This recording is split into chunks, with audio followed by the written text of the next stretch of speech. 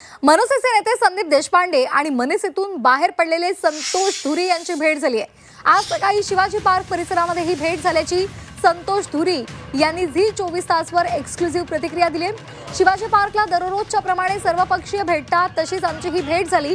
संदीप देशपांडे यांच्यावर अन्याय होऊन सुद्धा ते मनसेमध्ये थांबलेले आहेत। देशपांडे यांच्यासारखा कार्यकर्ता तुम्हाला मिळणार नाही, त्यांच्याकडे संशयानं पाहू नका, असं भाजपचे नेते संतोष धुरी यांनी म्हटलेलं आहे। आणि त्यांनी मनसेच्या नेत्यांना हा सल्ला दिलाय। तर पक्षातील नेत्यांना न्याय देण्यात राज ठाकरे कमी पडले, युती करताना कार्यकर्त्यांना विश्वासात घ्यायला हवं होतं, असं म्हणत त्यांनी राज ठाकरेंवर सुद्धा निशाणा साधलाय। तर त्यांच्याशी संवाद साधलेला आहे आमचे प्रतिनिधी ओम देशमुख यांनी, पाहूयात। मुंबई महापालिकेच्या निवडणुकीच्या प्रचाराला आता अवघे 8 दिवस उरलेत आणि या सगळ्या रणधुमाळीमध्ये काल मनसेला एक मोठा धक्का बसला। मनसेचे मुंबईतले महत्त्वाचे नेते आणि आक्रमक नेते अशी ओळख असलेले संतोष धुरी यांनी काल भाजपमध्ये प्रवेश केला।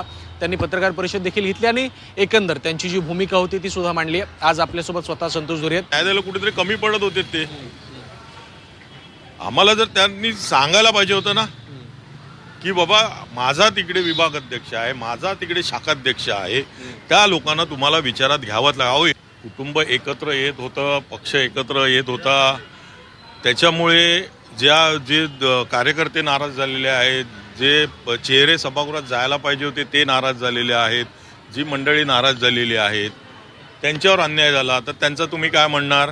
बळी गेला म्हणून, बरोबर आहे ना? मग काय म्हणायचं? काय संशय का घ्यावा त्याच्यावर?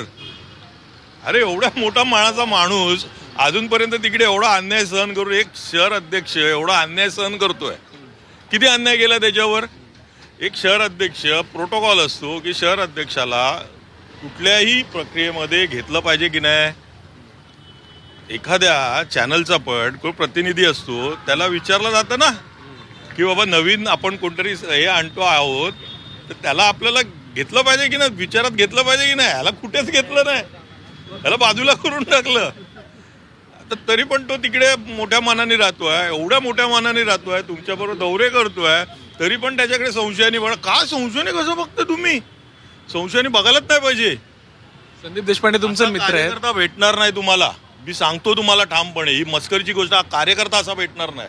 आज सुद्धा अगदी नियमितपणे माझी संदीपजींची भेट झाली आहे, त्यात कुठलाही राजकीय पडदा या गोष्टीला लावला जाऊ नये अशी सुद्धा विनंती त्यांनी केली। त्यामुळे पुढे काय होतं आणि मनसेतले अजून कुठले महत्त्वाचे शिलेदार भाजपच्या गळाला लागतात पाहणं महत्त्वाचं असेल। व्हिडिओ जर्नलिस्ट अनिल सौंदाडेसह मी ओम देशमुख, झी मीडिया, मुंबई।